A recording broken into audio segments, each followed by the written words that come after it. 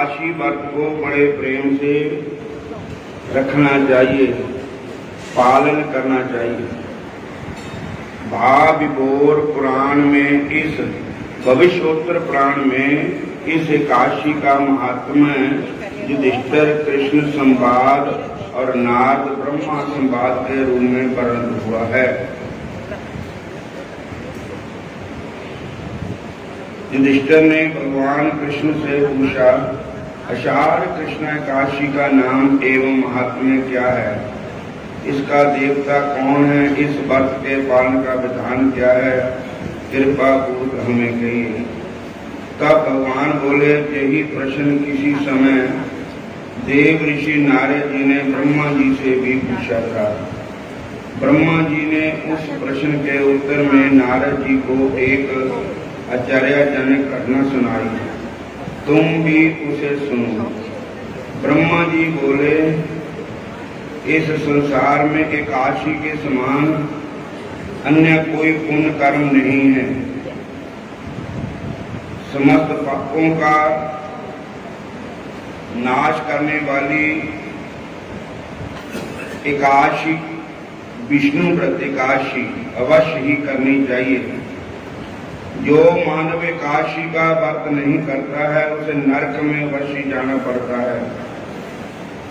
आषाढ़ महीने की शुक्ल एकादशी का नाम देव शयनी काशी है अथवा विष्णु शयनी काशी है। भगवान ऋषिकेश की प्रसन्नता के लिए इस व्रत को जरूर करना चाहिए। पुराणों में वर्णन आता है कि सूर्य वंश में प्रबल प्रताप वाला, प्रतिज्ञा के साथ तथा पूर्ण कर दिखाने वाला मानधाता नाम का एक चक्रवर्ती राजा था। अपनी प्रजा का अपने प्रिय पुत्र की तरह पालन पोषण व प्यार करता था और स्वयं वैदिक धर्म का आचरण करता था। प्रजा को भी अंतकाल महामारी, अतिवृष्टि, सूखा, भूमिकंप आदि कैसा भी दैव दुर्योग नहीं आया। प्रजाजन निश्चिंत होकर सुखपूर्ण निवास करते थे। राजा के खजाने में कैसा भी अन्याय से अर्जित धन नहीं था, परंतु बहुत समय निकल जाने पर कुछ दैव दुर्योग वर्ष लगातार 3 वर्ष तक पृथ्वी पर बरखा ही नहीं हुई। इस कारण देश में फसल नहीं हुई और पूरे राज्य में भूखमरी फैल गई, जिसमें प्रजा त्रस्त हो गई। भूखमरी के कारण देश में कार्यक्रम, जग, वेदा, जैन सभी सत्कर्म बंद हो गए। अंत में सारी प्रजा राजा के पास आकर बोली, राजन, आपकी प्रजा का हित जिससे निहित है, ऐसे वचन सुनिए। शास्त्रों में जल को वारी कहा गया है और जल में भगवान का निवास है, अर्थात ऐन अर्थात आश्रय है। इसलिए भगवान का एक नाम नारायण है। जल वृष्टि से अन्न की उत्पत्ति तथा अन्न द्वारा प्रजाजनों का पालन व पुष्टि होती है। जल की वर्षा न होने के कारण अन्न के अभाव से ही प्रजा भूख से मर रही है। हे राजन, ऐसा कोई उपाय बताइए जिससे प्रजा का पालन सुचारू रूप से तथा राज्य से शांति स्थापित हो। तब राजा ने कहा, आप लोगों का कहना सत्य है। अन्न को ब्रह्म कहा गया है, अन्न को परमेश्वर कहा गया है। अन्न से ही सब कुछ होता है। अन्न से प्राणी जन्म लेता है, जीव धारण करता।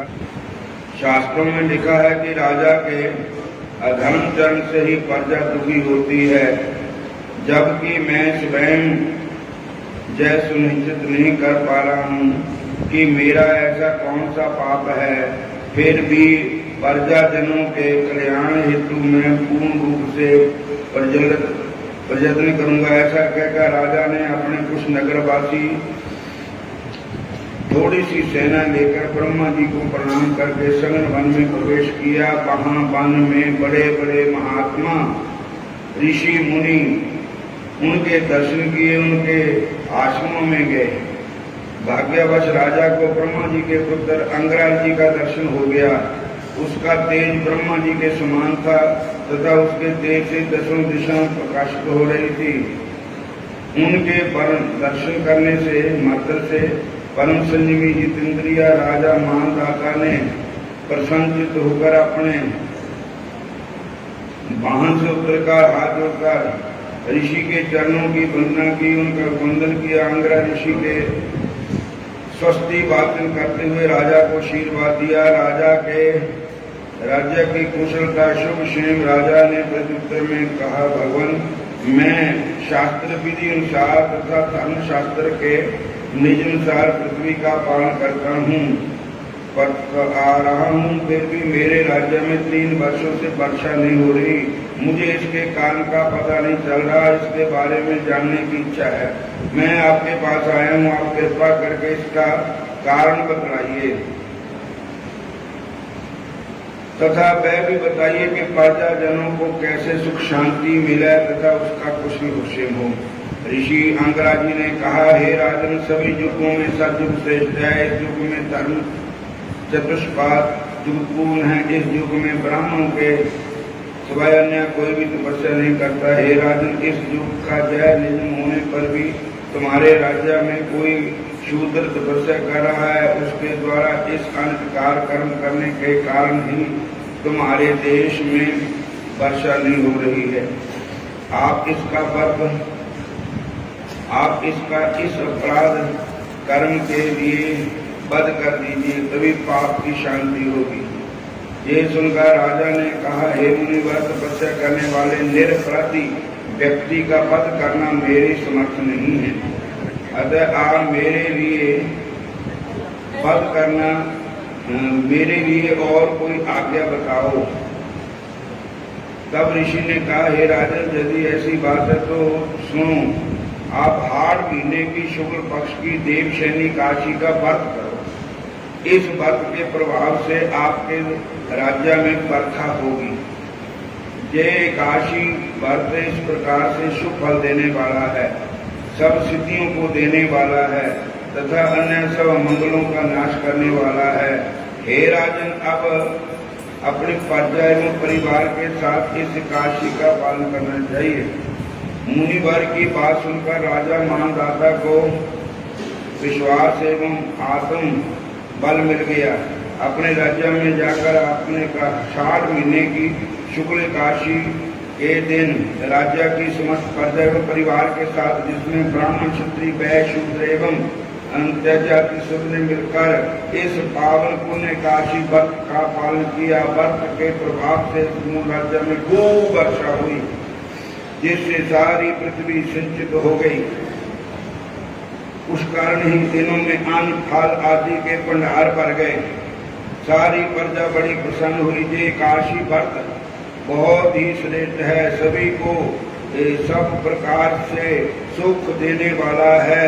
इसकी महिमा का श्रवण करने के से भी सब पाप नष्ट हो जाते हैं। एकादशी हरि भक्ति देने वाली है, एकादशी हरि को मिलाने वाली है, एकादशी श्याम सुंदर के चरणों में भक्ति पैदा करती है। एकादशी व्रत के पालन करते ही रहना चाहिए। एकादशी का व्रत त्यागना नहीं चाहिए तथा संसार सुख, स्वर्ग सुख, योग सिद्धि तथा मोक्ष की अभिलाषा छोड़कर केवल हरि भक्ति व हरि सेवा ही मांगते रहना चाहिए भगवान से। इस देवशैनी काशी के प्रभाव होकर देवोत्थानी काशी व्रत, देवोत्थानी काशी कर्तक महीने आएगी, चौमासा शुरू हो गया आज, जो ऋषि मुनि रखते हैं। तो आज एकादशी का व्रत है। आज